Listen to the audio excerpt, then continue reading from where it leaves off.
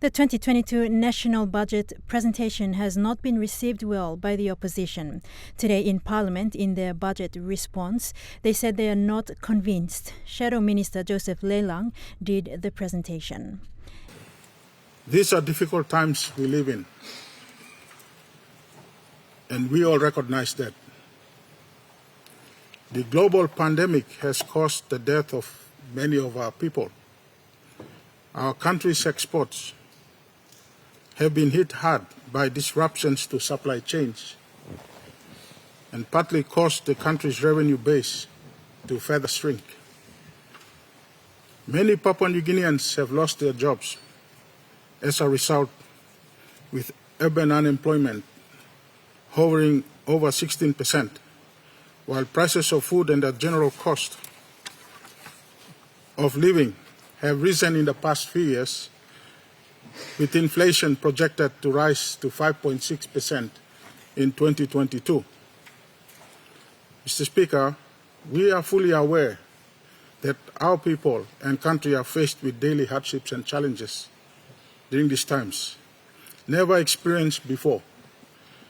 And we know that our people are looking to us to provide leadership, to provide relief to them, to protect them from the harsh realities of the pandemic. They are looking to us to stop the pandemic and put the economy back on a path to recovery so that they can start rebuilding their lives. Mr. Speaker, and so in consideration of these difficult times, we find that the 2022 national budget is out of touch with the harsh realities that our people and business houses out there are facing in the country today. In fact, we are not easily convinced that what the 2022 budget promises will be achieved. Adding the budget lacks transparency in that bulk of funds are centralized and kept in the corridors of Waigani. As Lelang continued, he pointed out that necessary projects that are important to the country's economic recovery have been left out. Imposition of the banking levy and the telecommunication tax at this time greatly concerns us on this side of the House. This new draconian market concentration tax imposed on Bank South Pacific and Digicel is damaging investor confidence in the long term. Mr. Speaker, it defeats the prospects for rebuilding a post-COVID recovery. Our people are already struggling in this pandemic, and they are not going to easily forget these taxes, because these taxes are directly stealing from the retirement accounts, Mr. Speaker, the accounts of workers. Ordinary people will bear the cost of these taxes, adding more financial burdens on them. There is no integrity in the 2020 budget, Mr. Speaker. There was 2022 budget, Mr. Speaker.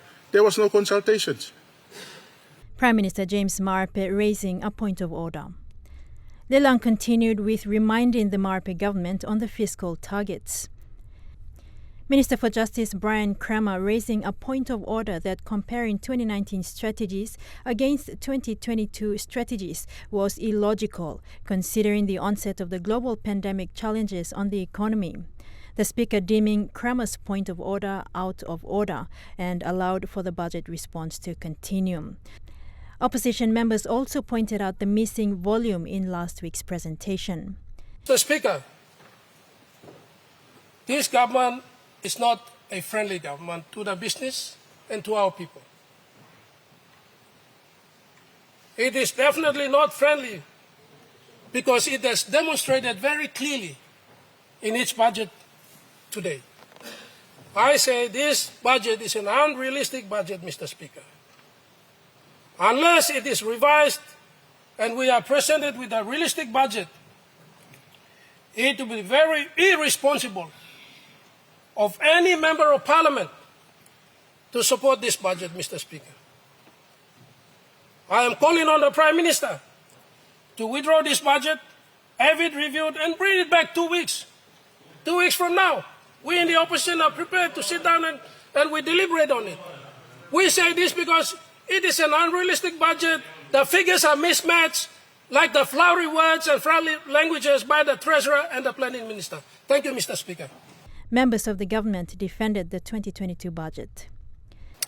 But firstly, me like to thank you through lo Treasurer lo presenting this la budget. Budget through plan the paper and important paper is missing. And me bla lo opposition work lo gas fire. Lo sambla all policy na sambla statement this la budget should depend on me bla inogar access lo this la. This la first time this la kind passing come up. Few years back too, there's la kind passing work lo come up, so me urge government lo be transparent. This is an important document for the country, and some of the allocations and budget allocations that you are putting are important and will drive some of your policies that you are trying to embark on. But so far, Mr. Speaker, mipla la opposition, mipla is supporting totok blo Sedo Treasurer, na member blo alatao.